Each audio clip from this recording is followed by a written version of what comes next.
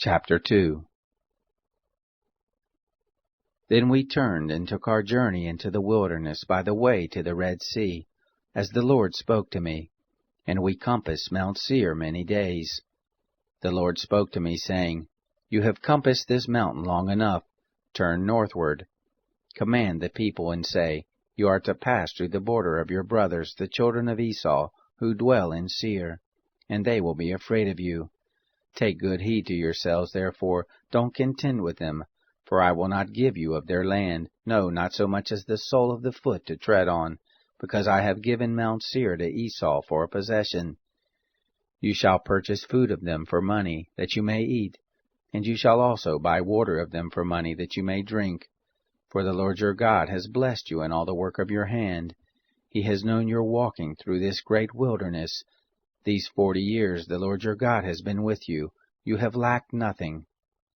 So we passed by from our brothers, the children of Esau, who dwell in Seir, from the way of the Arabah, from Elath, and from Ezion-Geber. We turned and passed by the way of the wilderness of Moab. The Lord said to me, Don't bother Moab, neither contend with them in battle, for I will not give you of his land for a possession, because I have given Ar to the children of Lot for a possession. The Emin lived there before, a people great and many, and tall as the Anakim. These also are accounted Rephaim, as the Anakim, but the Moabites call them Emim. The Horites also lived in Seir before, but the children of Esau succeeded them, and they destroyed them from before them, and lived in their place, as Israel did to the land of his possession, which the Lord gave to them. Now rise up, and go over the brook Zered. We went over the brook Zered. The days in which we came from Kadesh Barnea until we are come up over the brook Zered were 38 years, until all the generation of the men of war were consumed from the midst of the camp, as the Lord swore to them. Moreover, the hand of the Lord was against them, to destroy them from the midst of the camp, until they were consumed. So it happened, when all the men of war were consumed and dead from among the people, that the Lord spoke to me, saying, You are this day to pass over Ar, the border of Moab, and when you come near over against the children of Ammon, don't bother them, nor contend with them, for I will not give you of the land of the children of Ammon for a possession, because I have given it to the children of Lot for a possession. That also is accounted a land of Rephaim.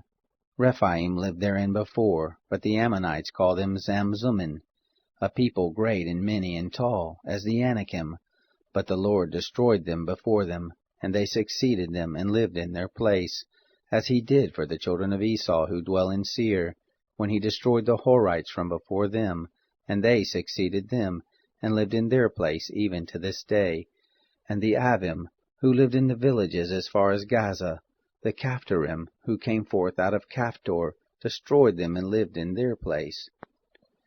Rise up, take your journey, and pass over the valley of the Arnon.